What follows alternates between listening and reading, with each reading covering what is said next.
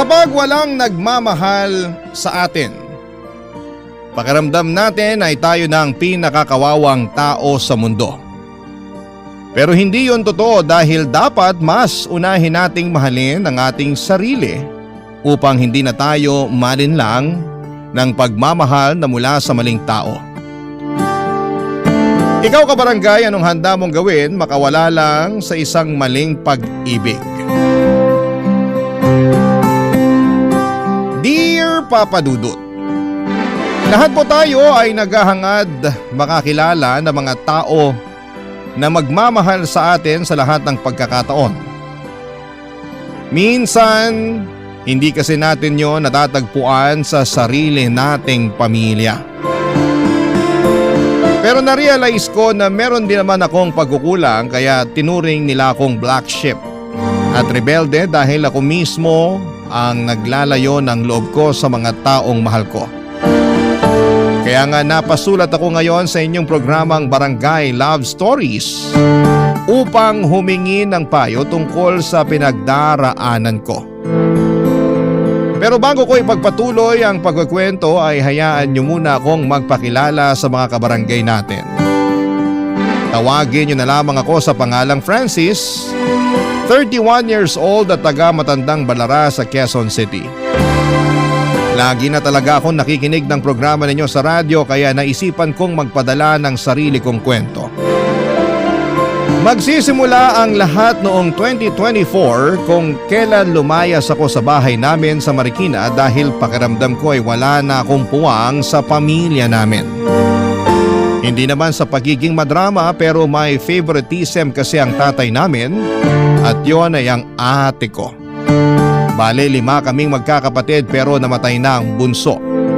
Pinanganak kami sa Isabela bago lumuwas sa Maynila ang mga magulang namin para ipagamot ang pangatlo kong kapatid na may sakit sa puso. Naiwan ako sa lola ko sa probinsya hanggang sa tumungtong ako sa ika-12 taong gulang. Hindi na umuwi sa Isabela ang mga magulang ko at nakipagsapalaran na sila sa Maynila kasama ang mga kapatid ko. Kinuha na lang nila ako noong namatay ang nanay namin taong 2006. At dahil hindi ako lumaki kasama ang aking mga kapatid, pakiramdam ko ay naiiba ako sa kanila. At yun ang rason kaya hindi kami madalas magkasundo, Papa Dudut.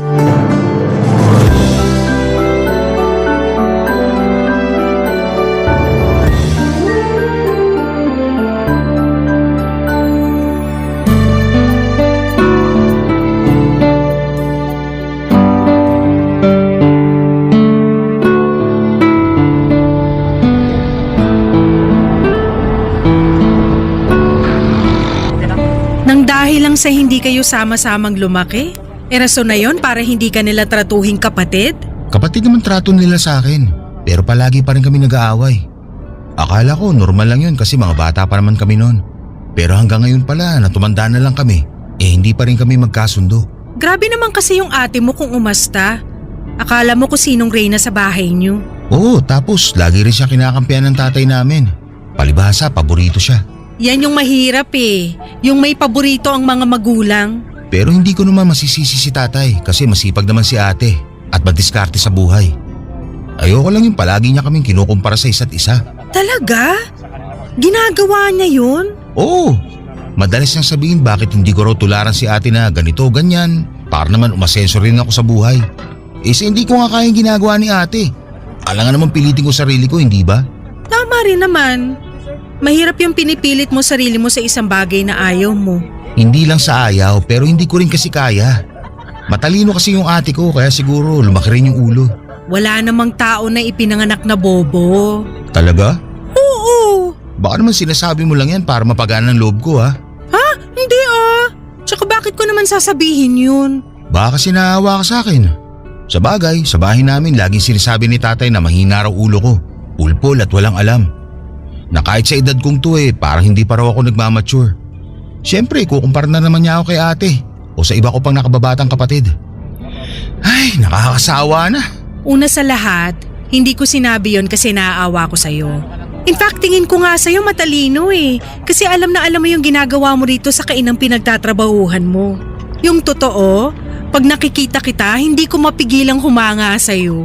Ha? Humanga ka sa akin? Oo! Simple lang naman ang ginagawa ko. Maglinis ng maruming mesa, maglampaso ng sahig, kumuha ng order ng mga tao at mag-serve. Yun lang naman trabaho ko rito.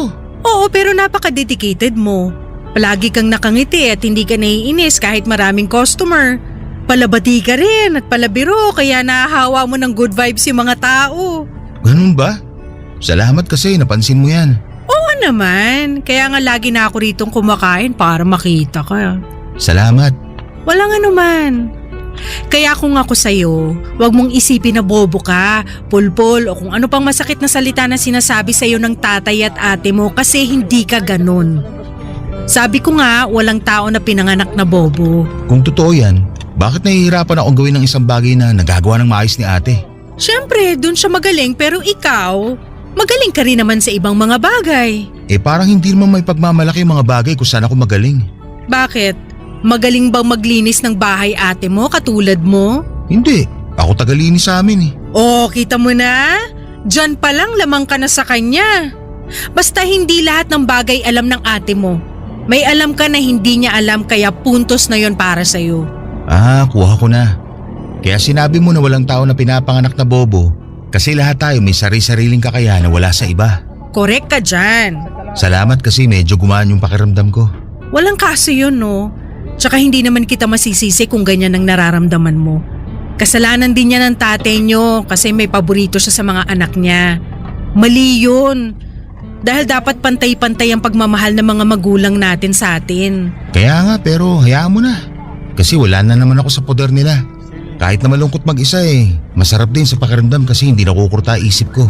Hindi ko naririnig mga sermon ni tatay. Nakaka-relate ako dyan. Sabihin na lang natin na hindi ako paborito ng nanay ko. May paborito rin nanay mo? Oo, pero bunso naman namin. Special child kasi, pero sama naman ang ugali. Lagi kong nang sinasabihan na kulang-kulang siya. Uy, sobra naman yun. Masyado kasing pabebe, nakakapikon. Kaya para iwas warla kami ng nanay ko, ako na yung nag-adjust. Umalis ako sa amin. Siguro mga 26 years old ako noon. Ayun, masaya naman. Tulad mo, naging panatag ang kalooban ko ng husto. Papadudot, regular customer namin si Shirley. Kung i-describe ko siya ay masasabi kong may katabaan siya pero maganda naman at makinis ang balat. Sabi ng iba kong katrabaho ay matagal na raw siyang kumakain sa kainang pinapasukan ko pero lalong dumalas daw noong dumating ako. Ewan. Sa isip-isip ko baka gusto niya ako o ano. Hindi naman sa pagbubuhat ng sariling bangko pero may itsura naman kasi ako. Maala Miguel Tan Felix ang datingan ko. Kaya naman nakailang girlfriend na rin ako pero lahat ay walang nagtatagal. Siguro'y malas lang talaga ako sa pag-ibig pero hindi ko naman yon masyadong dinadamdam. Para sa akin, tuloy ang ikot ng mundo, may karelasyon man o wala. Nagpatuloy ang pagiging malapit namin ni Shirley sa isa't isa hanggang sa umamin siyang nagugustuhan na nga niya ako. Siyempre pakiramdam ko, ako na yung pinakagwapong lalaki sa buong mundo. Kinilig ako pero hindi ko pinahalata, Papa Dudut. Kung tatanungin ninyo ako hindi rin naman mahirap magustuhan si Shirley kasi mabait siya. Malalahanin at malumanay magsalita. Mas matanda lang siya sa akin ng 2 taon at may 3 taong gulang na anak na sa ex-partner niya pero wala namang kaso yon. Aaminin ko na nung nakilala ko siya ay hindi lang ako nagkaroon ng kaibigan kundi nagkaroon din ako ng kakampi. Hindi nagtagal ay niligawan ko siya at naging kami, Papa Dudut. Tapos ewan ko ba kung ano ang sumapi sa akin kasi pinakilala ko siya sa tatay at mga kapatid ko 2 buwan matapos kong lumayas sa bahay namin. Bagay na sana ay hindi ko na lang pala ginawa dahil sa naging resulta, Papa Dudut.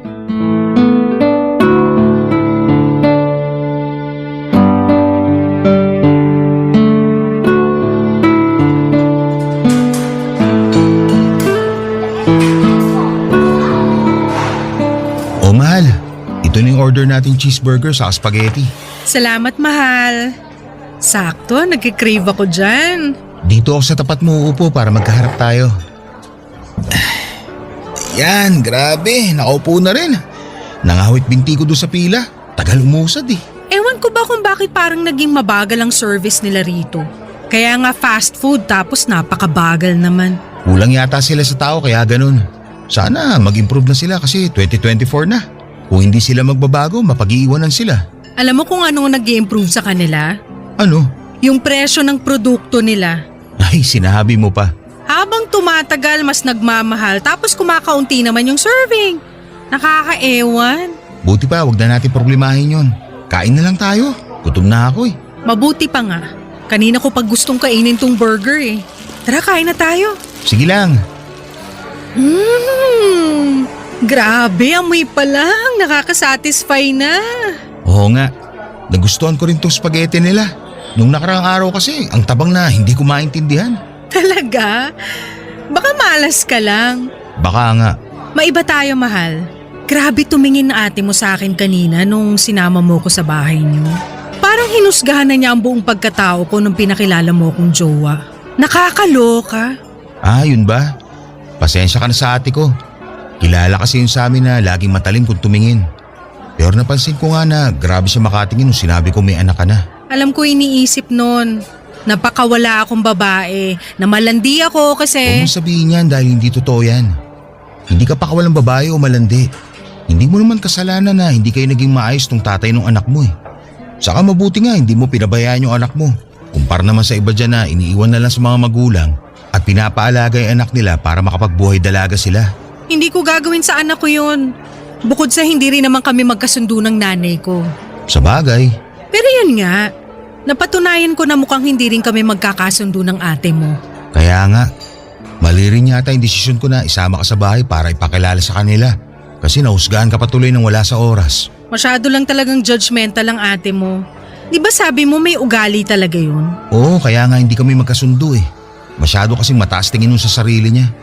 Nakakalungkot lang kasi gusto lang naman kita mapakilala sa kanila. Gets ko naman pero siguro ayos na yung isang beses na dinala mo ko sa inyo. Ayoko kasi nung nakikipagplastikan ako sa tao kaya mas mabuti nang hindi na lang ulit kami magkita-kita. Saka dapat masanay na ako sa pamilya ko. Ako nga hinusgahan nila, ibang tao pa kaya. Sila na ang may problema, labas ka na dun. Alam mo, feeling ko inggit sila sa'yo, lalo na yung ate mo. Talaga? Bakit naman? Kasi sabi mo nga hanggang ngayon, responsibilidad niya pa rin yung tatay niyo tsaka pamilya niyo. Eh ikaw, sa'yo lang ang sweldo mo tapos malaya ka pang nagagawa yung gusto mo. Akin nga lang yung sweldo ko pero lagi pa rin ako nasasaid. Lalo na pagbayar ng nirerentahan kong kwarto. Hindi na nga kagandahan, mahal pa ang upa. Wala na talagang mura sa mundo. Ikaw na lang yung mapapamura eh. What if tumira ka na lang kasama namin ng anak ko? Ha? Para magsama na tayo. Tapos makakatipid ka pa sa upa kasi share na tayo sa bahay. Sige na, pumayag ka na. Uso na rin naman yung nagli-live-in ngayon tsaka para lagi tayong magkasama. Siguro, sabik na sabik ka sa akin lagi no? Paano mo nalaman? Siyempre, ikaw unang umamin na gusto mo na ako tapos ngayon niyayaya mo na ako makipag-live-in sa'yo. Magpapabebe pa ba ako sa edad kong to? Tsaka, akala ko halata mo na na-crush kita eh. Kaya nga lagi akong kumakain doon sa pinagtatrabahuhan mong kainan para makita kita eh. Sa totoo lang, matagal ko naman ang napuna na kursunada mo ako. Ayoko lang pangunahan ka. Baka kasi isipin mo masyado akong filingero. Ewan ko sa'yo, pero sige na. Pumayag ka nang tumira sa inuupahan ko para lagi na tayong makapag-ano. Anong ano? Alam mo na yun!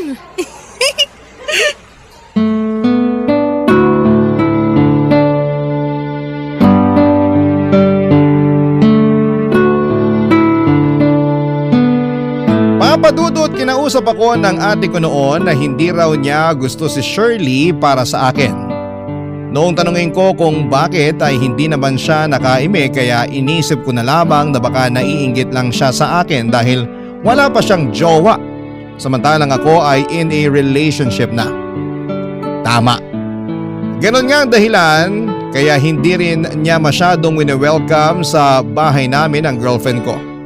Kaya hindi niyo ako masisisi kung sumama ang loob ko sa kanya.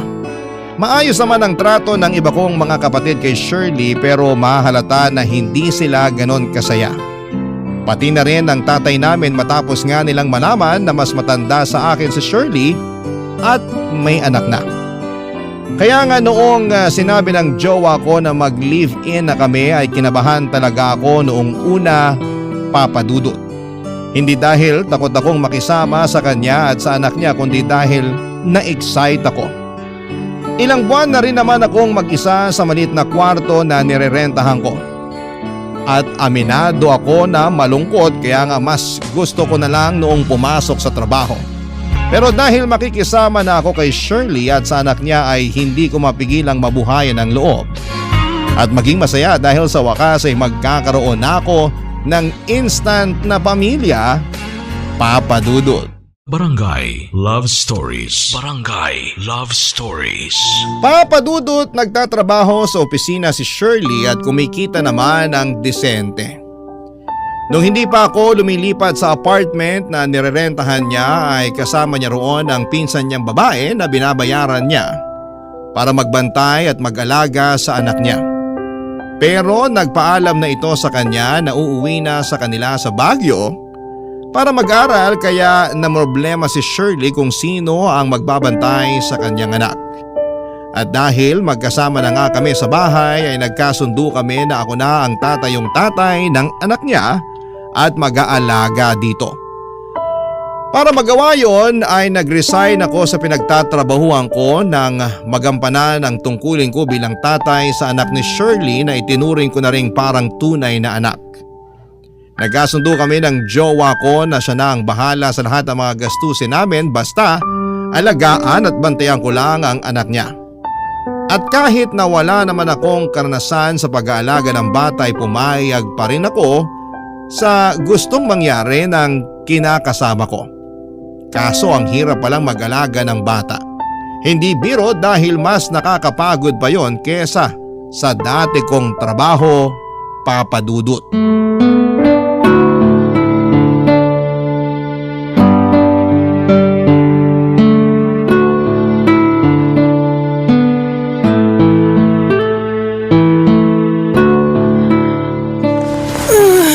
Ay, sa wakas. Nakalapat na rin sa kutsyon ng likod ko. Grabe, ang sakit at nangalay ako dun sa sinakyan kong motor pa uwi. Nagmotor ka? Hindi ka ba nakikinig? Kasasabi ko lang, di ba? Sorry na pero di ba usapan natin hindi ka na magmumotor kasi delikado? Oo, pero no choice ako kasi wala na akong masakyan kanina. Nagkataon kasi na may transport strike kaya kaunti lang bumiyahe. Kesa naman hindi ako makauwi. Di nag-book na lang ako ng motor. Bakit di na lang kotse binook mo? Ayoko kasi masyadong mahal tsaka nagtitipid ako ngayon. Ang taas ng bill natin sa kuryente. Ano bang ginagawa niyo rito ng anak ko? Ha? Nanonood ng TV. Maghapon? Oo. Huhulaan ko. Nakabukas pa ang aircon, no? Oo eh. Init kasi lalo na pagtanghali. Di ba, usapan papatayin mo ang aircon pag araw? Di ba kasasabi ko lang na mainit pagtanghali? Gusto mo yata matuyuan ng pawis yung anak mo eh. Kahit umaga pa lang mainit na. Ano magagawa namin? Oh, tapos sinabayan nyo pa ng maghapong panonood ng TV. Sa pagkakaalam ko hindi naman mahilig sa TV ang anak ko. Baka naman ikaw lang talaga ang nanonood Ano naman kung ako? Di nagkaalaman din. Yun lang naman yung libangan ko kasi kinukuha ng anak mo yung cellphone ko para manood ng kung ano-ano sa Facebook. Hinahayaan mo lang manood ng kung ano-ano sa Facebook yung anak ko? Aba, paano pag nakapanood yan ng bayolente tsaka nagmumura dun? Hindi na ako magugulat kung isang araw ay may natutunan ng kabulasto ganyan. Kasalanan mo yan Sobra ka naman sa kasalanan ko kagad 3 taon pa lang naman yung anak mo. Hindi pa yan matututo. Sinasabi mo lang yan kasi wala kang alam sa mga bata. Anong walang alam? Baka nakakalimutan mo ako nagbabantay sa anak mo habang ikaw nandun sa opisina. Hindi ko nakakalimutan yon pero wag mo naman basta bantayan lang. Alagaan mo rin. Inaalagaan ko naman Pinaliliguan ko, pinapakain. Ano pa bang gusto mong gawin kung pag-aalaga? Basta ayusin mo. Huwag mong paggamitin ng cellphone palagi kasi baka maapektuhan yung mata. At saka ayoko masanay na lagi nagsiselfone yung anak ko. Kapag di ko pinagagamit ng cellphone, umiiyak tapos mahirap ang patahanin. Maaborito lang ako kaya binibigay ko na lang yung gusto niya. Yun nga dapat hindi. Sige, sabihin mo kung ano dapat. Total, ikaw naman ang magaling sa atin. Anong ako magaling sa atin? Sinabi ko ba yon? Hindi, pero sa tono mo, yun yung pinapalabas mo. Saka di ba sabi mo na wala akong alam sa mga bata? Kahit na ako naman ang nagbabantay sa anak mo. Hilig mo pa sita yung diskarte ko, akala mo yata madali mag-alaga ng bata. Hoy! Alam kong hindi madali mag-alaga ng bata kasi inaalagaan ko rin naman yung anak ko. Nung bagong panganak, oo. Pero ilang buwan lang yun dahil yung pisa mo na yung nag-aalaga sa anak mo hanggang bago ako dumating. So ano gusto mong palabasin? Na wala akong kwentang nanay kasi hindi ko inaalaga ng anak ko nung baby at hanggang ngayon? Hindi yan yung sinasabi ko. Saka makinig ka nga muna bago ka dumaldal dyan. Hirap sa'yo, masyado kang bungangera. Ako pa palang bungangere, ikaw nga napaka-reklamador mo. Hindi ako nagre-reklamo. Sinasabi ko lang yung nararamdaman ko. Hindi pagsasabi yon kasi pinalalabas mo na masama akong nanay sa anak ko porke ikaw at pinsan ko yung halos nag-alaga sa kanya. Baka nakakalimutan mo mag-isa na lang ako sa buhay. Iniwan ako ng tatay ng anak ko kaya kailangan ko magtrabaho para matustusan yung pangangailangan ng anak ko. Alam ko naman yun, mahal. Huwag mo nga ako tawagin, mahal. Nakaalibad pa rin ako sa'yo. Alam daw pero kung ano-anong sinasabi dyan. Sana nananahimik ka na lang, hindi yung nagsasalita ka pa. Wala namang masama sa sinabi ko ah. Maraming masama sa sinabi mo. Reklamador ka pa sa ating dalawa ako nagtatrabaho. Nakakapagod din yung ginagawa ko. Kung pagod ka, mas pagod ako, lintik ka. Buti pa mo na akong kausapin. Matutulog na ako. Maaga pa ako bukas.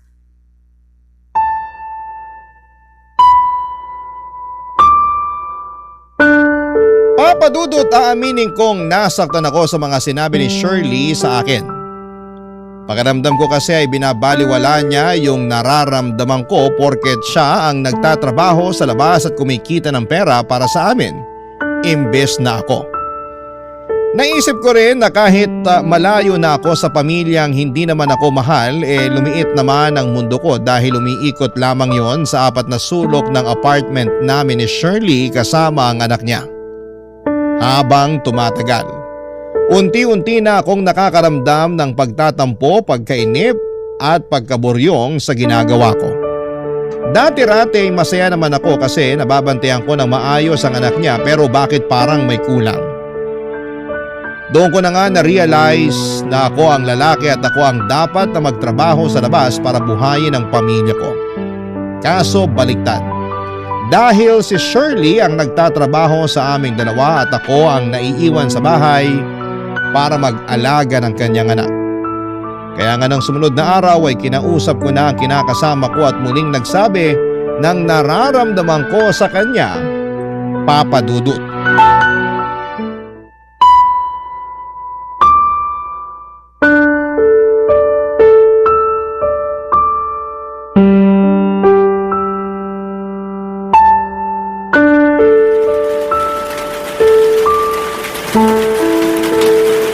Anong sinabi mo?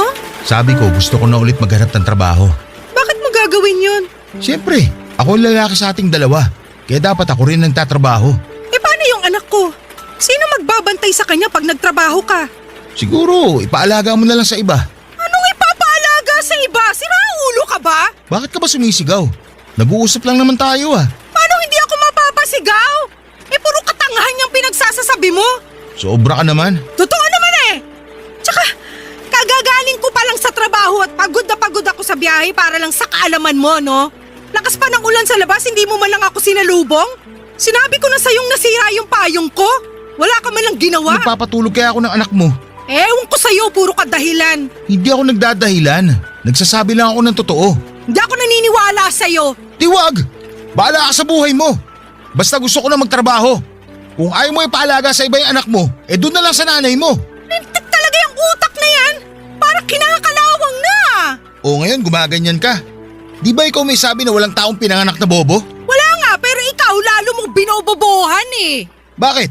Ano bang mali sa sinabi ko? Ayaw mo ipaalaga sa iba di sa nanay mo na lang. Alam mo namang hindi kami magkasundo ng nanay ko, di ba? Mamaya kung ano pang gawin nun sa anak ko, nako, talaga magkakagulo kami. Grabe, kahit sarili niyang apo gagawin niya na masama? Oo, kasi ako ngang anak niya hindi niya gusto dahil mas mahal niya yung abnoy kong kapatid. Kaya pwede ba? Tigil-tigilan mo na yung pagsasabi na ipaalaga sa iba o sa nanay ko yung anak ko. Tsaka bakit mo naisip na gusto mo nang magtrabaho, ha? Ang babaw naman ng rason mo porke ikaw ang lalaki. 2024 na, hindi na uso yun. Gusto ko lang din tumulong sa'yo, saka para may sarili din akong pera. Hindi mo naman ako sinusweldohan sa pag-aalaga ko sa anak mo, hindi ba? At bakit kita suswelduhan? Eh kinakasama kita, di ba? Tsaka pumayag ka sa setup natin ha, alis ka sa trabaho mo para maalagaan yung anak ko. Eh hindi mo naman sinabi na gusto mo pala ng sweldo? Lintik ka? Hindi ka ba nakikinig? Wala akong sariling pera. Hindi mo naman kailangan ng sariling pera. Ako naman ang taya sa lahat ng gastusin dito sa bahay. Baka nakakalimutan mong ako nagbabayad ng renta natin, tubig, kuryente, at ako rin ang bumibili ng pagkain natin dito, tsaka supplies ng anak ko. Yung pag-aalaga na nga lang sa anak ko yung ambag mo tapos ayaw mo pang gawin? Hindi naman sa ayaw kong gawin pero… Pero ano? Siguro may babae ka, no? Ano ba pinagsasabi mo? Kasi kung wala, ba't bigla na lang gusto mo magtrabaho para magkaroon ka ng sariling pera? Binibigay ko naman lahat ng pangangailangan mo. Ultimo brief mo akong bumibili. Kaya bakit naisip mo yan, ha? Wala akong ibang babae ha. Gusto ko lang naman makatulong sa'yo tapos minamasama mo na kaagad dyan. Di ba lagi kang nagre-reklamo kung bakit mataas ang kuryente? Tapos nung nakaraan nagalit ka kasi sumobra sa normal nating bilyong tubig. Oo, kasi hinayaan mo nakabukas yung gripo ng ilang oras dahil kamo. Nakatulog ka kasabay ng anak ko habang naka-on ang TV. Sige nga, sinong hindi magagalit doon? Kulang na lang sumabog ako sa asar sa'yo. Masyado kang pabaya at hindi ka rin marunong magtipid. Marunong ako magtipid. Sa isang beses lang naman nangyari yun. Kahit na! Basta, hindi mo na kailangan magtrabaho sa labas kasi kaya naman tayong buhay ng sweldo ko. Dito ka na lang sa bahay para bantayan ang anak ko. Ayoko siya ipagkatiwala sa iba. Mas lalo na sa nanay ko, no? Pero… Huwag ka na makipagtalo sa akin. Gawin mo na lang na maayos ang ambag mo. Patunayan mo rin yung sinasabi mo na wala kang ibang babae. Sinabi ko na ngang wala. Papadudot pakiramdam ko ay inapakan ni Shirley ang pagkalalaki ko dahil sa mga sinabi niya sa akin sa pag-uusap namin yon. Hindi lang niya binaliwala ang nararamdaman ko, pinagsalitaan niya rin ako ng hindi maganda. Masakit at nakakainsulto. Kulang na lang ay manliit ako sa kinakatayuan ko ng sandaling yon dahil pinahiya niya ako. Tapos ini-insist pa niya na ayaw niya ako magtrabaho dahil nagkasundo na raw kami na ako ang tatao sa bahay para bantayan ang anak niya. Papadudot na tulog kaming magkatalikod sa isa't isa ni Shirley ng gabing yon.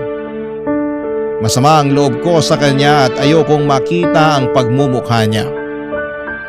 Naalala ko pa nga na nakakunot noo ang itsura ko habang nakapikit ang mga mata at hinahanap sa kawalan ang antok ko.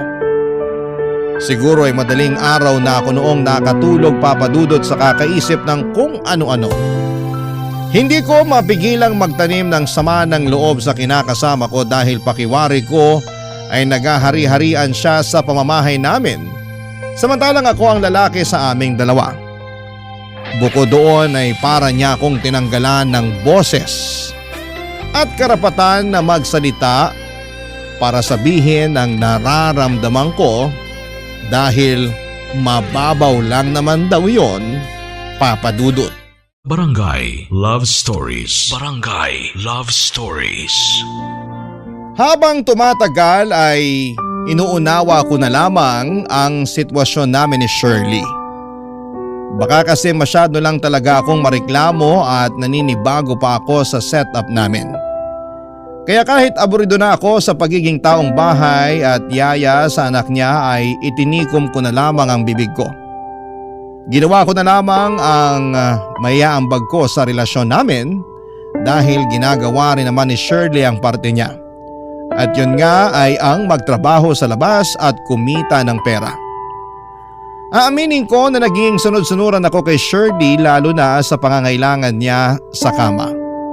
Aktibo kasi kami at madalas na merong nangyayari sa amin kaya lang noong napadalas din ang away namin ay aaminin kong nawalan ako ng ganang makipagsiping sa kanya. Kahit na may pangangailangan ako ay humihindi talaga ako sa kanya bilang protesta. Kaya lang nagiging mitsa naman yon nang mas marami pa at madalas na away namin. Pero may iba pang dahilan noong isang beses ay nag-away kami ng malala, Papa Dudut.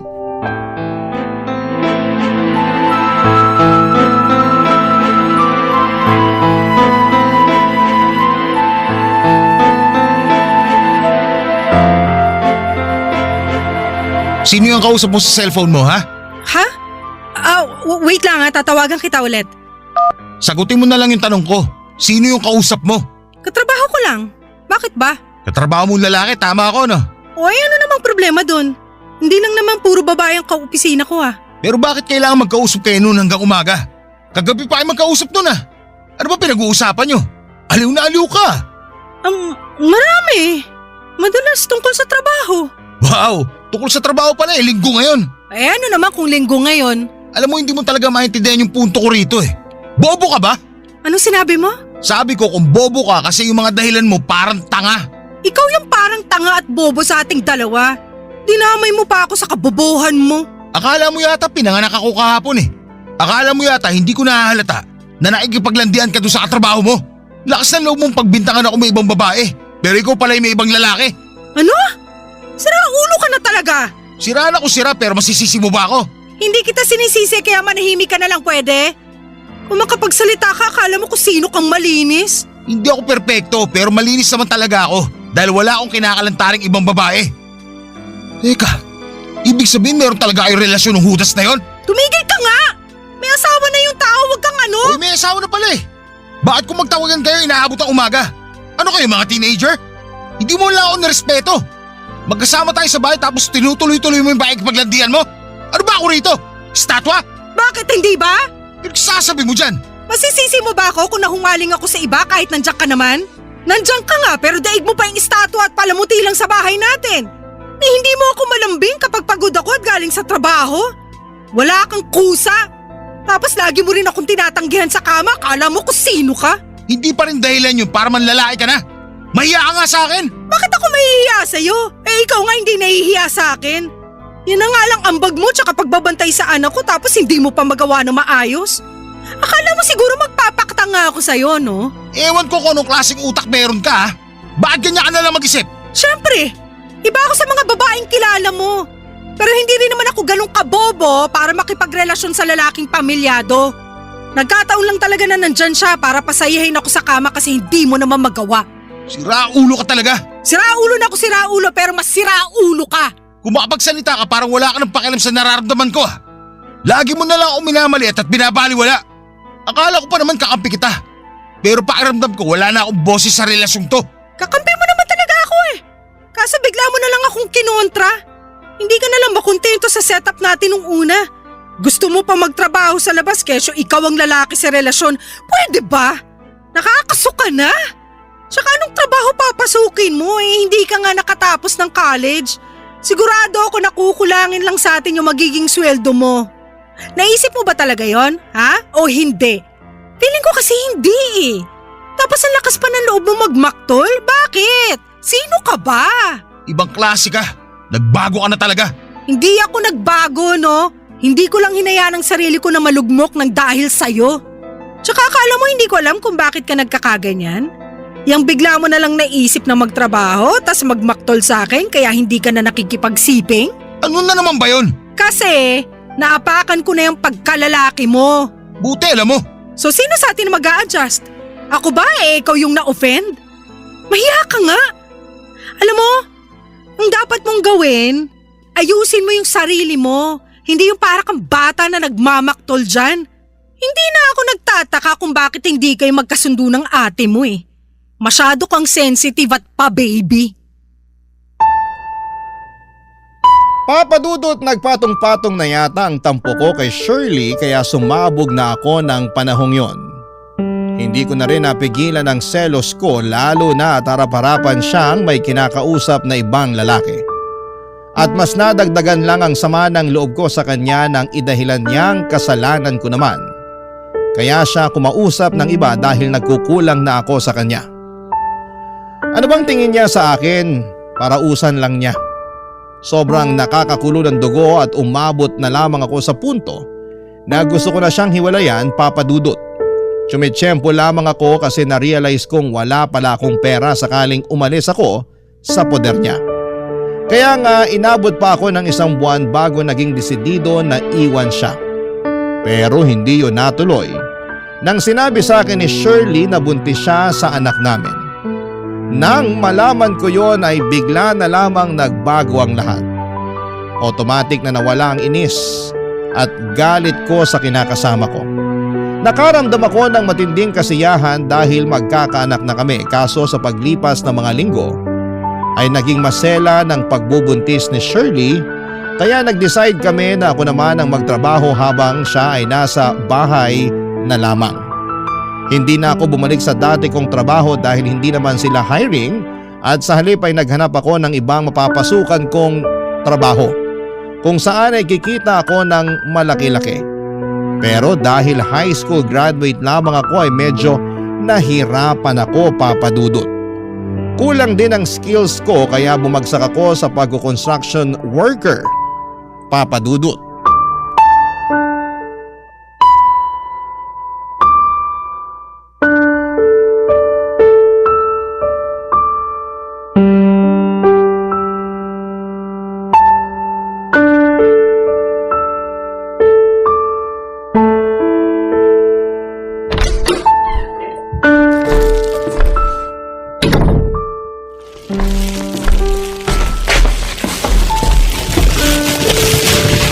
O ano yung dala mo? Pansit. Na naman? Nagsasawa na ako dyan eh. Tsaka ang tabang-tabang niyan. Wala pa akong makitang sahog. Ay, pasensya ka na pero yan lang kasi ang kaya kong bilhin. Anong yan lang? Di ba sweldo mo ngayon? O bakit pansit lang? Oo nga, pero nakalaan na yung pambayad sa kuryente at tubig natin. Isama mo pa yung renta natin sa apartment.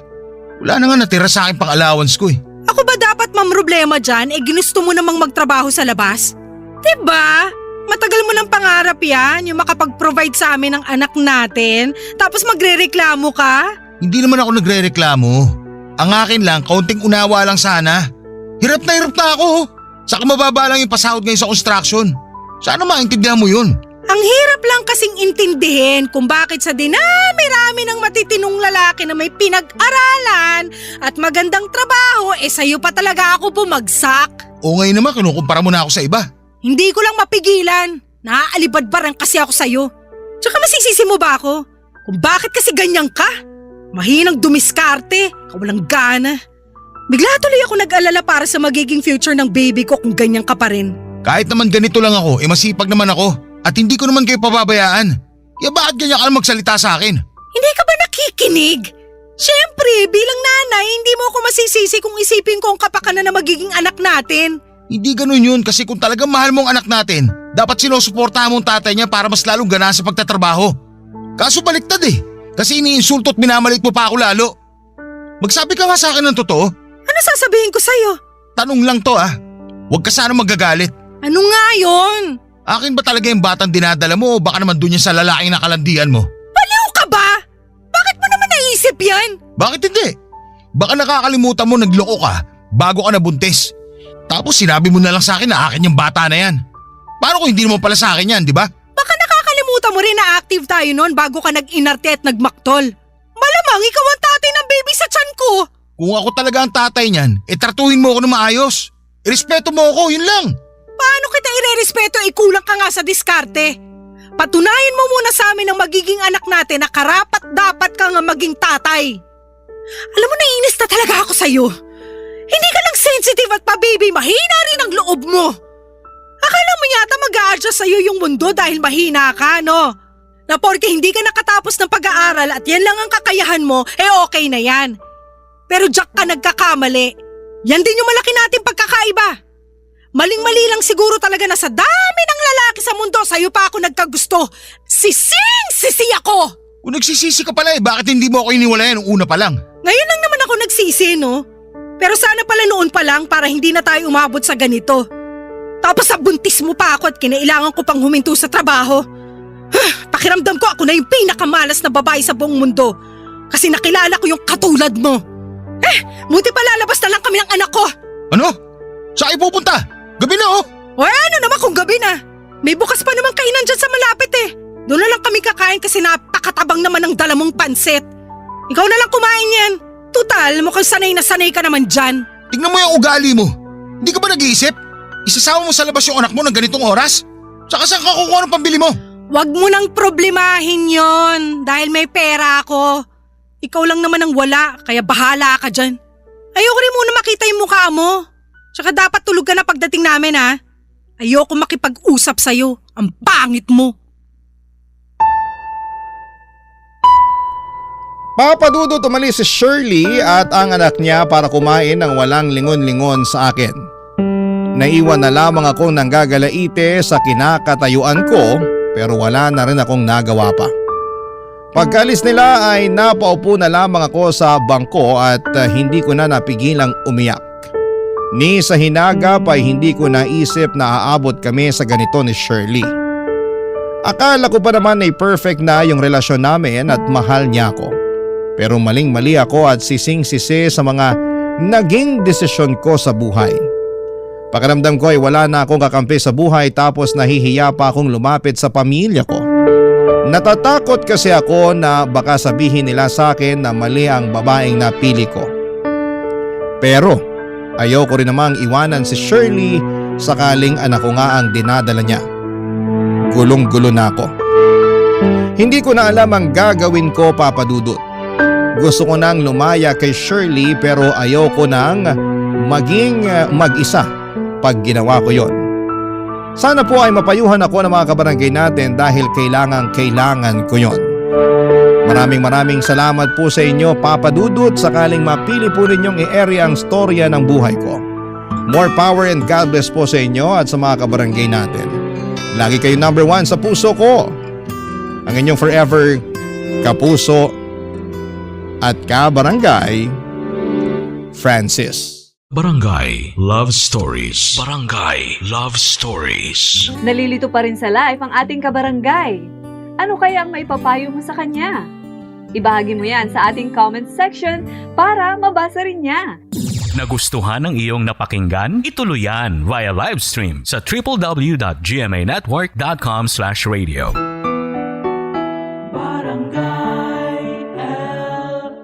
In Mega Manila, 97.1. Forever! Kapag ka na ay ibibigay mo ang lahat ng kaya mo para sa anak mo. Kapag magulang ka na ay uunahin mo ang pangailangan nila bago ang sayo. Ikaw, kapuso, anong sakripisyo ang nagawa sayo ng magulang mo? Dear Papa Dudut, ako nga pala si Rachel, isang anak na malaki ang naging tampo sa tatay ko. Nangyari ang aking kwento nung ako ay 18 years old pa lamang. Dito nagsimulang mapuno ako ng galit sa aking tatay. Ako ang nag-iisang anak ng magulang ko at ni minsan ay hindi ko po naranasan na mabigyan ng marangyang buhay tulad ng ibang bata. Lumaki ako sa hirap at nakasanayan ko na yon. Lumaki na rin po akong ulila sa ina at 8 taong gulang pa lamang ako nang namatay sa isang rare na sakit ng aking nanay. Walang nagawa ang aking tatay para isalba ang buhay ng aking nanay. Kinailangan ng malaking halaga ng pera para madugtungan ang buhay ng aking nanay at walang may abot noon ang aking tatay. Nawala ang aking ina nang hindi man lang nagkaroon ng patas na laban sa mundong ito. Yun ang unang beses na naramdaman kong mahirap nga ang maging mahirap. Binuhay po ako mag-isa ng tatay ko at puro lang siya noon sideline at walang stable na pagkukunan ng pera. Sinanay niya akong mamuhay sa hirap at hindi ko yon nagustuhan. Aminado akong nakaramdam ako ng inggit sa mga kaidarang ko na naibibigay ang mga luho nila. Samantalang ako noon ay soft drinks na nga lang ay hindi pa maibigay ng aking ama. Puro lamang siya noon pangako na ibibigay ang mga gusto ko oras na magkaroon siya ng pera. Naniwala ako sa simula pero nang tumagal ay hindi na. Lalo na noong paulit-ulit siyang nangangakong bibigyan niya ako ng engranding birthday party. Sinimulan niyang mangako noong 10 years old pa lamang ako. Bata pa ako noon kaya madali lang akong mauto. Ilang beses kong hinintay na tuparin niya ang pangako niyang birthday party sa akin pero walang nangyari. Marami siyang dinadahilan kaya hindi raw siya nakagawa ng paraan para makakuha ng pera.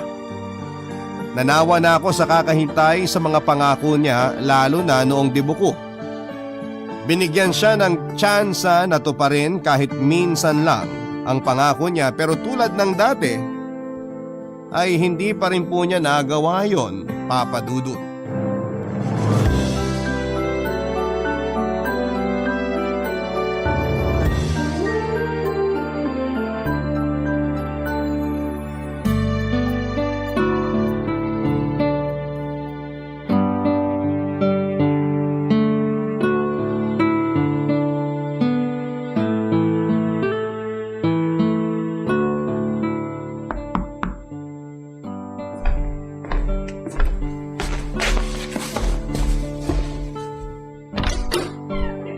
Happy birthday, Rachel! Salamat, Rina. Pasok ka. Oh, teka. Masyado ba ako maaga? Maaga. Bakit di ka pa nakabihis? Ito na ang damit ko. Debo mo ngayon, di ba? So? Di ba dapat may party? Wala. Akala ko may party ka. Hindi tuloy. Bakit? Di ka pa ba sanay? Pero 18th birthday mo ngayon, araw ng pagdadalaga mo. Wala naman tong kaibahan sa mga nakaraan kong birthday. Halika sa kusina, samahan mo akong kumain ng turon at keso. Yun lang ang handa mo? 40 days nung nanay ng kapitbahay namin. Sobra yun sa hinanda nila sa padasal, kaya binigay na lang sa akin. Tara, Asan ang tatay mo? hindi ko alam. Lagi namang missing in action yun kapag birthday ko. Saka lang uuwi kapag alam niyang tulog na ako. Pero di ba sinabi niya paghahandaan niya ang birthday mo this year? Hello! Napaka-importante ng 18th birthday sa mga babae, no? Kaya nga may debut, di ba? Akala ko rin eh. Sinabi niya may makukuha siyang pera para may pang-party ako rito sa bahay. Saka in-invite mo pa yung ibang kaklase natin, di ba? Pinawi ko na 2 weeks ago nung napapansin kong aligagana si tatay. Alam ko na yun. Alam kong wala na naman siyang pera. Hindi na naman siya tutupad sa pangako. Tama naman ako. Bakit di mo ko sinabihan agad? Okay lang sa akin kung hindi pumunta yung mga kaklase natin. Okay na ikaw lang yung nandito. Ikaw lang naman yung totoong nakakaintindi sa sitwasyon ko. Ay, nalungkot naman ako bigla. Sana nalaman ko agad para humingi ako ng tulong kay mama. Sigurado. Ayoko makaabala sa'yo, lalo na sa mama mo. Pero Rachel, Lina, ayos lang ako. Sanay na ako. bakit parang naiiyak ka dyan? Alam kong hindi okay to sa'yo. Sanay na nga akong ganito eh. Pero, ang hirap pa rin eh. Sana kasi sinabi mo sa akin kaagad. Kahit bumili na lang ako sa fast food ng mapagsasaluhan natin kaysa pagtiisan natin yung pagkain sa 40 days. Buti nga yung namayapa na may handa eh. Huwag mo nang isipin yan. Mas lalo mo lang papasamain ang loob mo eh. Sino bang di sasama ang loob? Alam ko. Punong-puno na ako sa mga pangako ni tatay na hindi naman natutupad. Kasalanan ko rin naman eh. Kahit alam kong hindi naman niya tutuparin, inaasahan ko pa rin. Gusto mo lang namang maging masaya. Sana hindi na lang siya nangako para wala akong inaasahan. Gano'n naman kasi ang mga magulang. Mangangako kahit alanganin. Bahala na lang kung paano tutuparin. Kung andito lang sana ang nanay. Ay, hello po tito. Kumain ka na ba, Bina? Kakain pa lang po sana nung... Sakto lang pala ang dating ko. Isama niyo na tong turon at keso na bigay ng kapitbahay. Mukhang may birthday dun sa kabila eh. Walang birthday sa kabila. 40 days yun. Ha? 40 days yun? Kung meron mang may birthday dito, ako yon.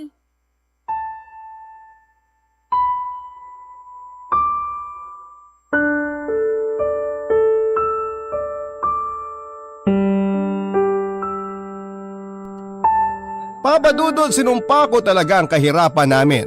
Maraming bagay ang naipagkait sa akin dahil wala kaming pera. Hindi naman dapat ganoon ang buhay ko kung nakapili lamang ng maayos na mapapangasawa ang nanay ko. May kaya ang pamilya ng nanay ko pero tinakwil siya ng mga magulang niya dahil pinili niya ang tatay ko. Minor de edad si nanay noong nabuntis ni tatay. Tinutulan ng magulang ni nanay ang relasyon nila ni tatay kaya tinana ni tatay si nanay. Mas lalong nagalit ang magulang ni nanay. Kaya doon nila tinakwil si nanay at sinabing wala siyang makukuha kahit piso sa kanila. Tinanggap yun ni nanay dahil para sa kanya si tatay ang pinakamahalaga. Hindi na muling nagpakita si nanay sa mga magulang niya hanggang sa namatay siya. Tinis niya ang hirap nang hindi man lang naisip na damay din ako sa desisyon niyang yon. Kung hindi nagmataas ng pride noon si nanay, siguro'y hindi ako magtitiis sa mga pangako ni tatay na puro na lamang napapako. Tulad na lamang sa mga nagdaang kong kaarawan at ni minsan na hindi ko po naranasang magkaroon ng handa. Tuwing birthday ko ay lagi na lamang ako mag-isa noon sa bahay kakahintay kay tatay. Kung ano yung ulam namin noong nakaraang gabi, yun na lang din ang pinagtsatsagaan kong kainin sa birthday ko. Naalala ko pa na naglagay ako ng kandila sa ibabaw ng kanin para isiping birthday cake yon. Mag-isa kong laging kinakanta noon ng happy birthday dahil laging wala si tatay. Alam ko noon na iniiwasan niya akong makita tuwing birthday ko dahil wala siyang makuhang kahit na anong ipanghahanda. At wala din siyang mukhang mayaharap dahil nanira na naman siya ng mga pangako. Tulad na lamang noong 18th birthday ko, Papa Dudut, hindi ko na pinalagpas pa yon at sinabi ko na lahat ng sama ng loob ko sa kanya. Wala akong pakialam noon kahit kaharapan namin si Vina. Yung kaibigan ko na mismo ang nahiya at nagkusang magpaalam para umuwi na.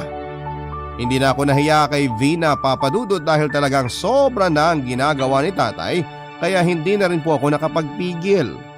Kinailangan ko nang ilabas lahat ng galit ko na naipon ng ilang taong pag-asa sa mga pangako niya.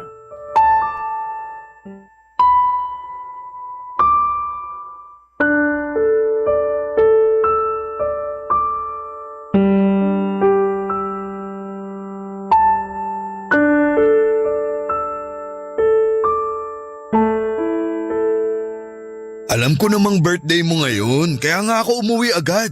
Umuwi ka agad para bigyan ako ng handa na galing sa 40 days? Hindi ka man lang naiya sa kaibigan mo. May mas nakakahiya pa ba kaysa ayain siyang kumain ng pagkaing bigay ng kapitbahay? Mas may nakakahiya pa ba na pakainin siya ng handa ng yumao na? Huh, at talagang ipipilit mong ipakain sa kanya yung pagkain galing sa patay? Hindi ko naman alam na binigyan ka rin pala ng turon at keso ng kapitbahay. Kung alam ko lang Kung alam nyo lang ano, di nyo sana sasabihin sa akin na galing yan sa kapitbahay. Sasabihin nyo binili nyo ganun? Hindi naman. Ano? Ay, alam ko masama ang loob mo ngayon. Taon-taon na lang masama ang loob ko sa inyo. Kaya nga humihingi ako ng pasensya eh. Kulang ang pasensya, tay. Pinaasa nyo ako. Lagi nyo na lang tong ginagawa. Nagkaroon lang kasi ng problema dun sa pagkukunan ko ng pera. Nagkaroon daw ng delay, kaya… Ay! Yan na naman ang rason ninyo. Baguhin nyo naman. Tuwing birthday ko yan ang lagi nyong sinasabi eh. Kesyo may delay o di kaya naman na traffic kayo kaya late kayong nakauwi. Tapos paghahanapin ko na yung panghanda sa inyo, sasabihin nyo nakalimutan yung kunin yung pera dun sa taong kukunan nyo dapat ng pera. Ha? Ang gulo diba? Iyon naman kasi ang totoo. Hindi nga klaro sa akin kung saan talaga kayo kumukuha ng pera eh. Lagi nyo na lang sinasabi na delay o kaya nakalimutan. Hindi ko na talaga alam, tay. Masama rin naman ang loob ko. Hindi naman maganda sa pakiramdam na di ko nabibigay yung gusto mo. Eh di huwag kayong mangako. Gusto kong mangako. Kasi gusto kong tuparin. Pero hindi nyo naman natutupad. Anak, sinusubukan ko naman talaga eh. Mula ngayon, subukan yung wag mangako para hindi na sumasama ang loob ko. Hindi ko naman intensyong sumama ang loob mo. Pero basta, next year, pangako. Ayan na naman po tayo eh. Hindi talaga nadadala. Hindi anak, pangako, next year talaga. Gagawa ko ng paraan. Wala nang delay o traffic o makakalimutan. Basta, pangako, next year. Wag na tay, utang na loob. Bigyan mo naman ako ng pagkakataon anak. Kahit huli na to. Tapos ano na naman ang mangyayari next year? Aasa tayo sa kapitbahay para sa first death anniversary ng nanay nila? Hindi na to mauulit, anak. Sisiguraduhin ko na yung ipanghahanda natin sa birthday mo. Galing na talaga sa bulsa ko. Hindi na galing sa hingi. Pangako yan. Saka na lang ako maniniwala kapag andyan na, kapag nangyari na. Asahan mo na yan. Pangako ko. Next year, grande ang magiging debut mo. 90 na po ako next year. Ngayon dapat ako nagde-debut. Isa-celebrate natin next year ang debut mo. Hindi pa naman huli ang lahat. Ang labo ng mga sinasabi nyo. Magtiwala ka lang kay tatay. Gagawa ko ng paraan. Huli na to, anak.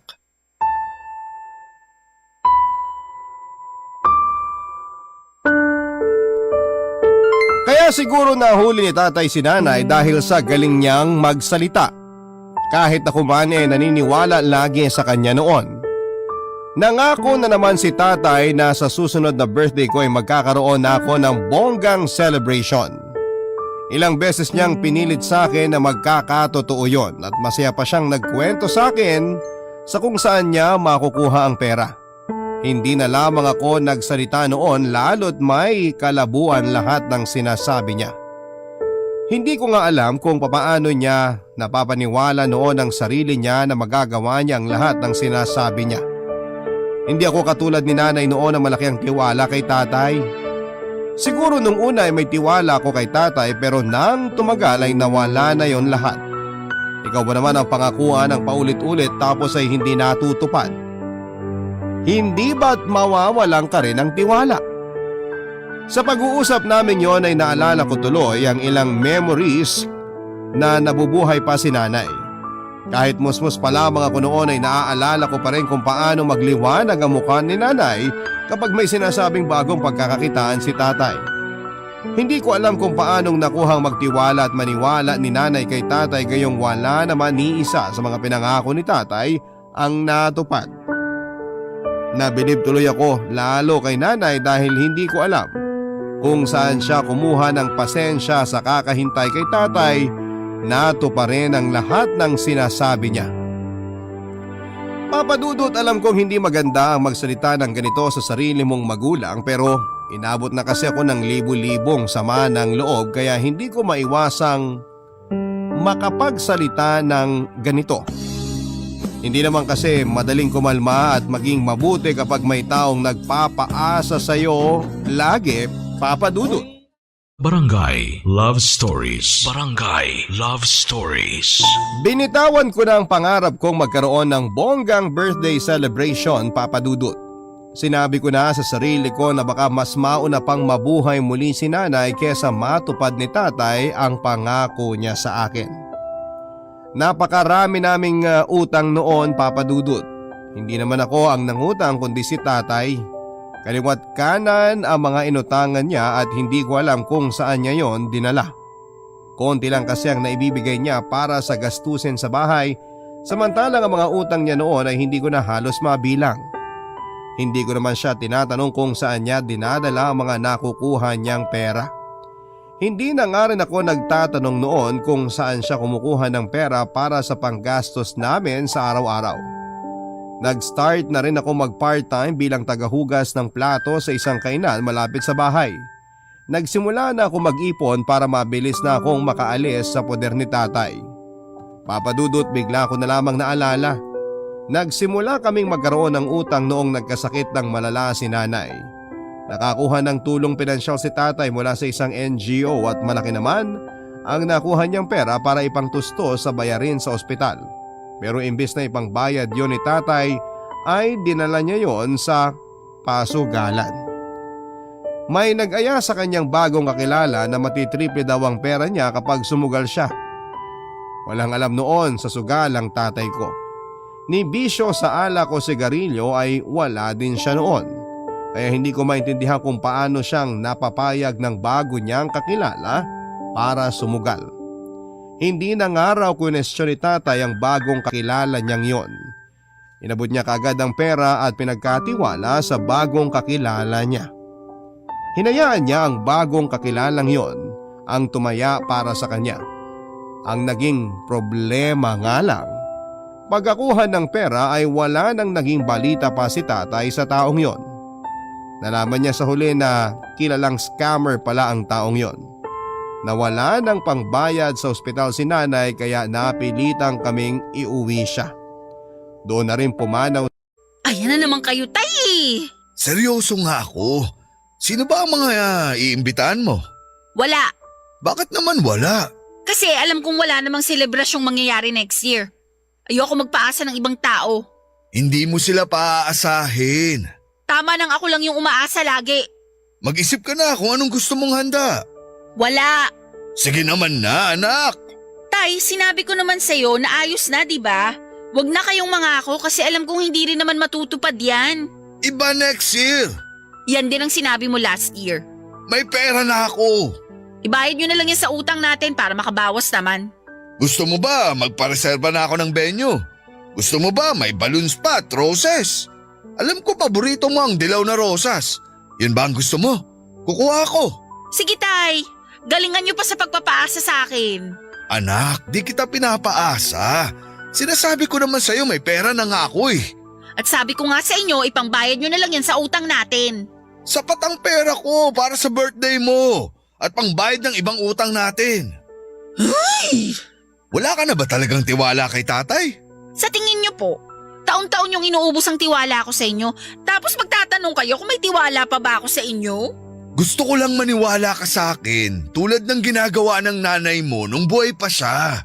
Siguro, kung hindi siya masyadong naniwala sa inyo, baka buhay pa siya ngayon. Ay, alam ko anak, habang buhay ko yung pagsisisihan. Sensya na po. Pagod lang kasi ako ngayon eh. Marami akong hinugasang mga pinagkainan kanina kaya ako nakakapagsalita ng hindi maganda.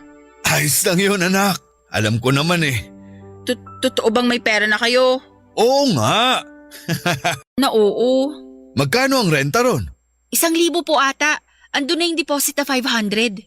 1,000 lang pala eh. Oh, itong 2,000. Oh, kunin mo. Sobra po to. Bumili ka na rin ng isusuot mong sapatos. Yung bang may takong? Ilibre mo na rin si Vina ng merienda. Sobra pa rin po to eh. Bahala ka na kung anong gagawin mo sa sobra. Ipambili mo ng kolorete sa mukha o kaya spray net para sa buhok mo. Basta yung 2,000, ubusin mo yan. Salamat po, tay.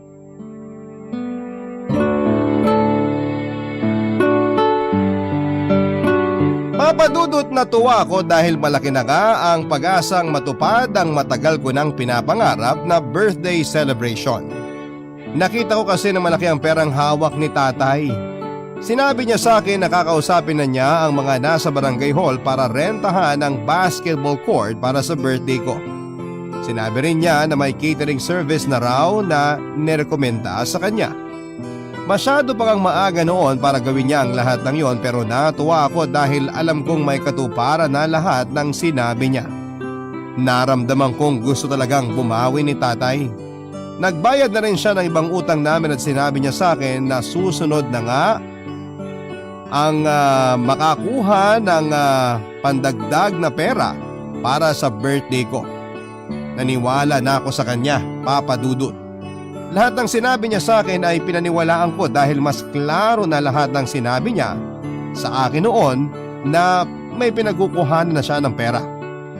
Nagabot pa nga siyang muli sa akin ng dagdag na 1,000 piso para raw ipang-riban ko na at ipangbili ko ng bagong shoulder bag.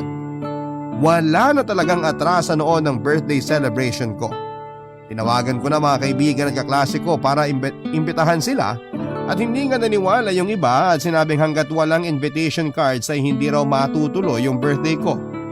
Hindi na ako nagpagawa ng invitation cards, Papa Dudut, dahil mas gusto kong personal na sabihin yon sa kanila. Saka gastos lamang noon kapag nagpagawa pa ako ng invitation cards. Naisip kong idagdag na lamang sa gastusin sa handa o hindi naman kaya ay sa giveaways. Huli kong kinausap ang best friend kong si Vina. Pinapunta ko siya sa bahay para personal na sabihin ang mangyayari. Alam ko noon na matagal na niyang pangarap na magkaroon ako ng bonggang celebration para sa birthday ko. Kaya naisip ko talagang matutuwa siya kapag nalaman niya na magkakatotoo na yon.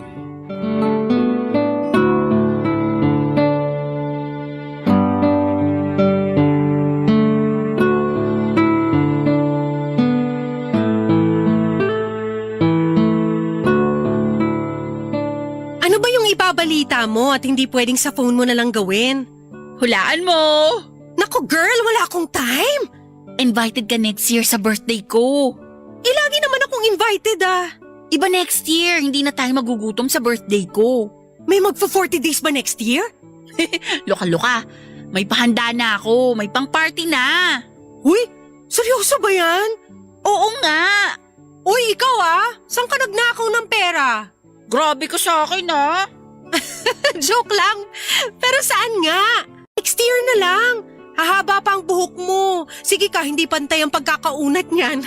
Eh yung gown kaya, ipa-reserve ko na? Yun ba yung nasa kabilang bayan? Oo, yun nga. Ay, bongga! Bagay sa'yo yun! Alam ko! Ay, Tay! Napaaga ata kayo ng uwi. Hello po, Tito! Congrats po sa pera nyo! Salamat, Bina.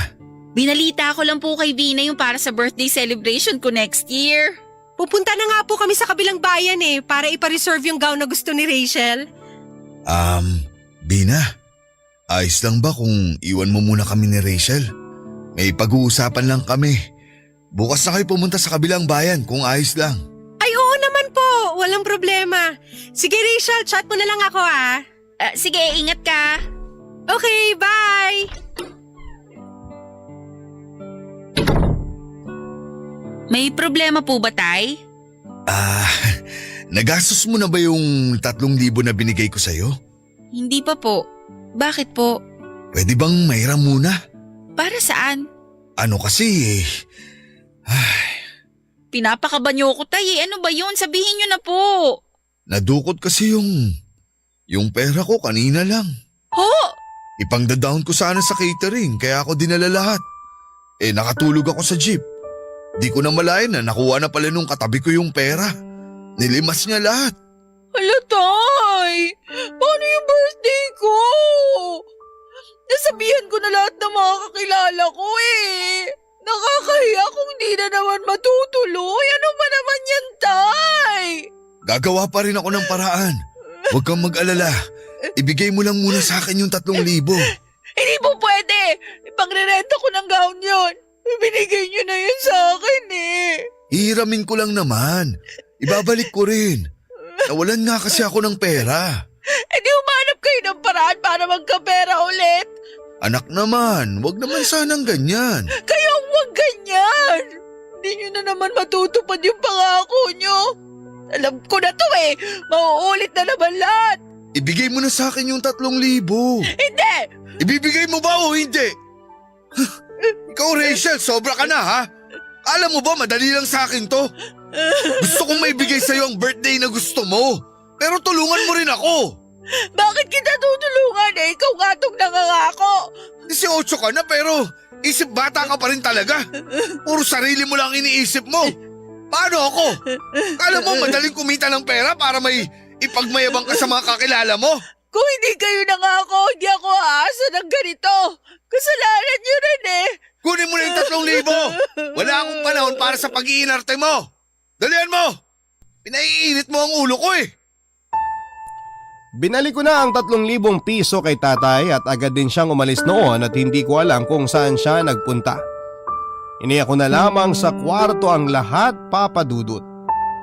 Hindi ko pa noon tinatawagan ang mga in-invite ko dahil nahihiya kong sabihin sa kanila na hindi naman matutuloy ang birthday celebration ko. Nakatulugan ko na siguro ang pag-iyak noon at pagkagising ko ay wala pa rin si tatay. Bigla ko na namang naalala yung nangyari kaya napaiyak na labang ako ulit, Papa Dudut. Alam ko naman noon na dapat ay hindi ko na inasahan pa ang mga pangako ni tatay dahil wala naman ni isa doon ang pwedeng matupad. Pero masakit pa rin talaga na dahil alam ko noon na may tiwala pa rin ako sa kanya na tutupad siya sa mga sinasabi niya pero nabigo ang lahat. Hanggang sa dulo noon, Papa Dudut, ay inubos ng tatay ko ang lahat ng tiwalang meron ako sa kanya.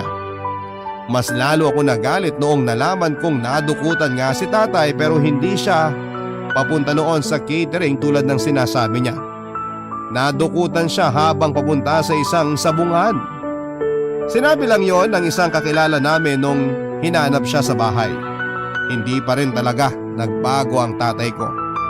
Akala ko noon ay nadala na siya sa huling sugal na ginawa niya noong nabubuhay pa si nanay. Ganon ang nangyayari.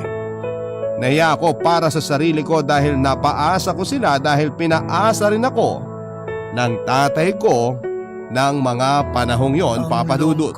Barangay Love Stories. Barangay Love Stories. Sinubukan akong kausapin ni tatay pero tipid lamang ang mga sagot ko sa kanya. Naramdaman niyang nag-iba na ako sa kanya at may mga ilang beses siyang hindi umuwi sa amin at hindi ko na inalam kung saan siya nagpupunta. Nawala na ako ng gana sa kanya dahil sa mga nangyari, Papa Dudut. Hindi ko pa rin sinasabi sa kanya noon na alam ko na ang tungkol sa balak niyang pagsusugal noon. Hindi ko lang talaga maintindihan kung bakit hindi pa siya nadala noong unang beses siyang na-scam dahil sa sugal na gusto niyang pasukin. Papa Dudut, mas lalo ko tuloy gustong umalis noon sa bahay namin. Naghanap na rin ako ng pwede kong maupahan at nakiusap na nga rin ako sa amo ko na kung pwedeng gawin na lamang niya akong full-time na empleyado. Nagsimula na rin ako maghanap pa ng ibang racket para masiguro na mabubuhay ako ng mag-isa oras na umalis ako sa poder ni tatay. Hindi ko yon pinalam sa kanya dahil alam kong pipigilan niya ako. Gusto ko na lang siyang gulatin noon. Gusto ko noong pagka-uwi niya ay wala na akong gamit sa bahay. Gusto ko pagkabukas niya noon ng kwarto ko ay wala na siyang makikitang damit ko sa aparador. Gusto ko lang noong ipakita sa kanya na dahil sa mga pangako niyang napako ay mawawalan siya ng anak, Papa Dudut. Alam kong mababaw lang para sa ilan ang problema kong ito. Pero sana'y maunawaan ninyo na matagal akong nagtiis bago ako umabot sa ganong emosyon. Tanging si Vina lang noon ang nasasabihan ko ng problema ko kay tatay.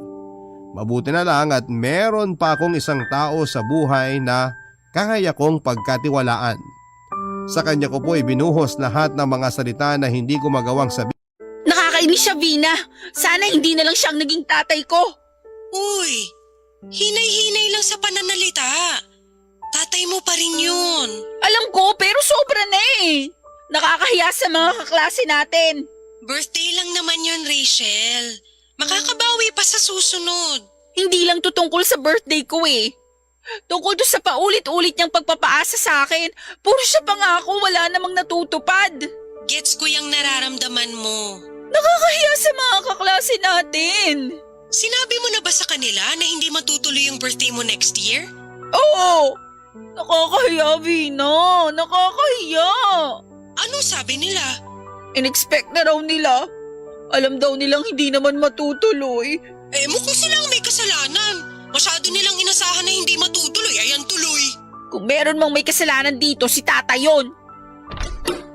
Vina, tawagan kita mamaya. Andito na si Tatay. Okay, bye! Rachel, mag-usap tayo. I-text nyo na lang po kung anong sasabihin nyo. Lalabas kasi ako. Anak, pakiusap. May kasalanan na naman po ba kayo sa akin? Gusto ko lang bumawi sa'yo. Ayan na naman tayo sa bawi-bawi eh. Sa lahat na naging kasalanan at pagkukulang nyo sa akin, wala pa kayong nagagawang paraan para makabawi. Alam ko. Pasensya na. Nagkandaletse-letse lang talaga lahat nung nadukutan ako eh. Kasi, papunta dapat kayo ng sabungan, no? Sino nagsabi sa'yo? Hindi na mahalaga kung sino. Gusto ko lang namang mas mapalaki pa yung pera ko eh. Kulang kasi yung pera para sa venue at catering. May iba pa raw na kailangang bayaran, sabi nung nakausap ko na marunong sa mga debo-debo na yan. Nanghina ako. Kaya ayun, binala ko ulit magsugal. Tay, sapat na yung perang meron kayo dati. Pwede na sana nating pagkasyahin yun. Gusto ko lang namang maibigay sa'yo yung birthday party na hindi tinipid. Pero dahil sa di ako nakontento, ayan, nawala pa tuloy lahat. Ay, di na kayo nadala. Alam niyong walang pupuntahang magandang pagsusugal. Alam ko. Pasensya na talaga, anak. Nasabi ko na sa mga inimbitahan ko na hindi matutuloy ang birthday celebration ko next year. Ha? Sinabi mo na agad? Malamang. Sana hindi muna. May ilang buwan pa naman oh. Ayan na naman eh. Nagpapaasa na naman kayo. Pwedeng tama na yan. May pera na ulit ako. Pangsugal nyo na lang ulit. Huling pagkakataon na anak. Gusto ko talagang bumawi. Nakakasawa na, Tay eh. Kakausapin ko yung tatay ni Bina. Baka pwedeng rentahan yung bakuran nila. May kalakihan naman yun, baka mapagkasya na yung mga kaibigan mong iimbitahan mo. May Tay! nireto sa akin na magaling magluto. Mas makakatipid tayo ron kaysa magpa-catering. Ayos lang ba kahit hindi ganun karami yung handa? Seryoso ba to, Tay? Oo naman. Magtiwala ka lang kay tatay ha. Hindi na ba madudukot ulit ang pera nyo o ipangsusugal na naman? Hindi na. Nadala na ako. Okay. Nahanap ko na pala yung lumang bestida ng nanay mo. Paborito niya yun. Regalo pa sa kanya ng lola mo. Bihira niya kung gamitin dahil natatakot siya baka kumupas. Kung gusto mo, yun na lang ang gamitin mo sa birthday mo. Kung di man magkasya, may kakilala akong sastre na pulido magtahi. Ayos na sa akin yan, Tay. Pasensya na talaga sa kapalpakan ng tatay ha. Sana makabawi ako sa'yo kahit konti lang. Hayaan nyo na yun, Tay. Malaki ang naging adjustment sa birthday na meron ako, Papa Dudut, pero ayos na rin yun sa akin. Naisip ko na mas maganda ng meron kesa sa wala. Kinausap ko si Vina para mapapayag ang magulang niya na rentahan ni tatay ang bakuran nila kahit na ilang oras lang. Pumayag naman sila at hindi na nagpabayad pa. Marahil ay nakwento na rin ni Vina yung matagal ko ng issue kaya naawa sila sa akin. Nakausap ko na rin yung magluluto ng handa ko at sinabi namin kung magkano lang yung budget at 2 putahe lang ang kayang lutuin. Naintindihan ko naman. Dinamihan na lang namin sa kanin at lumpiang Shanghai. Huli kong nasikaso ay yung bestida ni Nanay Papa Dudut. Pinakita yon sa akin ni tatay at naiyak na lamang ako habang hinahawakan yon. Hindi ganon kaganda ang bestidang yon ni nanay. Marahil ay hindi na bagay yon sa panahon ko pero para sa akin, yon ang pinakamaganda noon. Sinubukan pang gumawa ng paraan ni tatay para makakuha pa ng pera. Sinabi niya sa akin na hindi pwedeng walang balloons, yellow roses at panghimagas para sa mga bisita. Natuwa ako kasi gusto niya talagang ibigay sa akin kahit papaano ang birthday na gusto ko. Sinabi ko sa kanya na willing naman akong mag-ambag sa gagastusin pero sinabi niya na huwag na lang daw. Yun na lang daw ang paraan niya para makabawi man lang sa akin sa lahat ng naging pagkukulang niya. Hindi ko na siya pinigilan pa at pinagkatiwalaan ko na lamang siya dahil ramdam ko noon na gagawin na niya ang lahat ng sinasabi niya, Papa Dudut. Unti-unti ay bumawi na nga noon si tatay. Doon ko nakita kung bakit siya minahal ng todo ni nanay. Doon ko nakita kung bakit mas pinili ni nanay na magtiwala sa kanya kesa pagdudahan ng bawat galaw niya, Papa Dudut.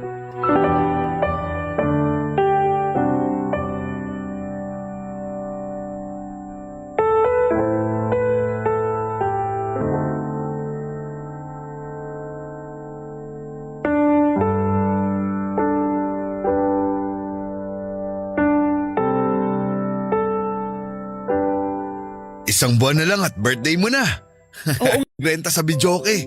Regalo na raw niya sa'yo yun. Ay talaga? Matutuwa niyan si Vina.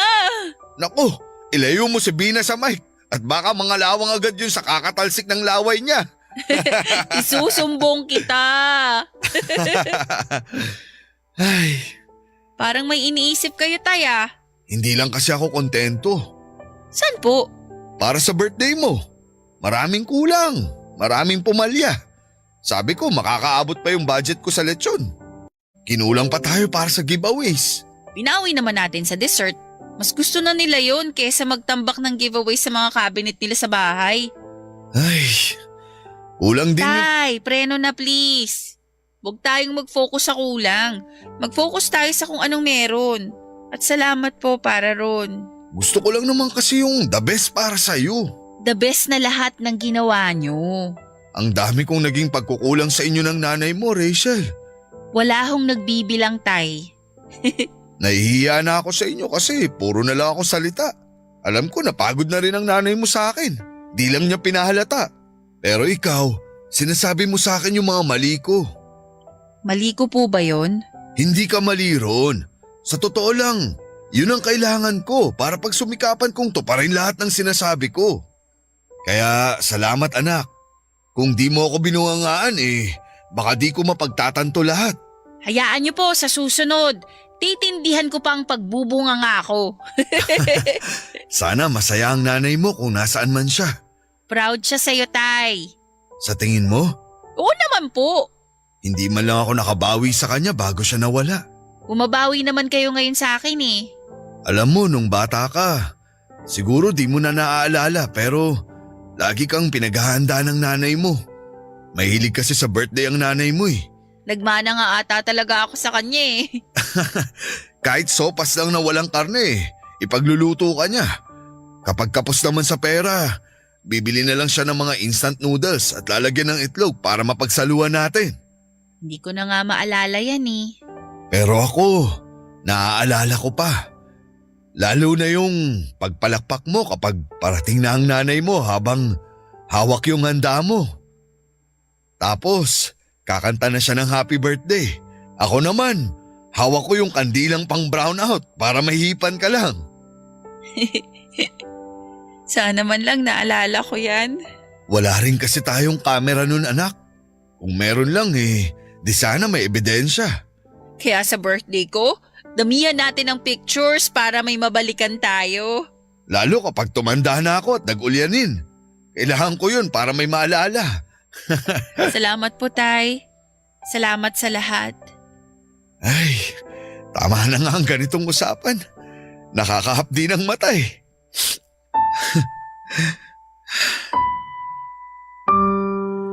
Noong sumapit na ang karawang ko ay wala akong naging kasing saya, Papa Dudut. Pinagmasdan ko ang matagal nang pinaghirapan ng tatay ko. Hindi ako makapaniwalang naitawid niya yon. Nagtungo ako sa CR para mag-retouch at pinagmasdan ko ang sarili ko sa salamin habang suot ang bestida ni nanay. Napangiti ako at halos maiyak, Papa Dudut. Parang pakiramdam ko noon kasama ko lang si nanay. Parang pakiramdam ko noon ay yakap ko lang si nanay sa pamamagitan ng kanyang bestida. Hindi pa man din ako natatapos sa pag-aayos sa sarili ko ay nakarinig na kagad ako ng malalakas na katok sa pintuan ng banyo. Binuksan ko yun at bumungad sa akin ang nag-aalalang mukha ni Vina. Niyakap niya ako at saka inayang lumabas ng banyo. Narito man ay sumunod pa rin ako sa kanya. Nakatingin sa akin lahat ng bisita, Papa Dudut. Hindi ko maintindihan noon ang nangyayari. Bumaling ako kay Vina at doon ko nalaman ang lahat. Patay na ang aking tatay.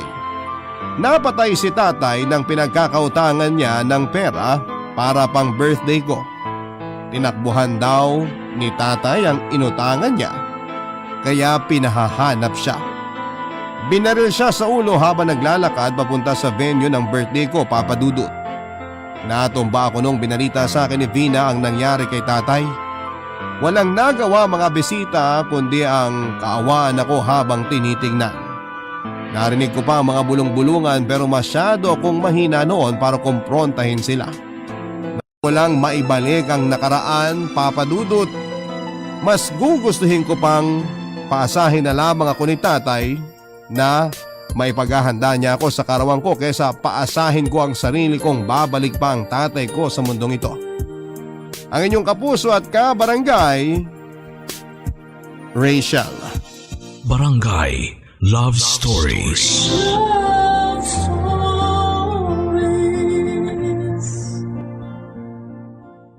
Barangay LS 97.1. 97.1. Number 1.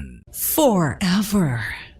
Kabarangay, i-share mo ang iyong barangay love stories. Sabay-sabay nating pakinggan ang iyong kwento ng pag-ibig, buhay at pag-asa. Ipadala lang sa barangaylovestories@yahoo.com.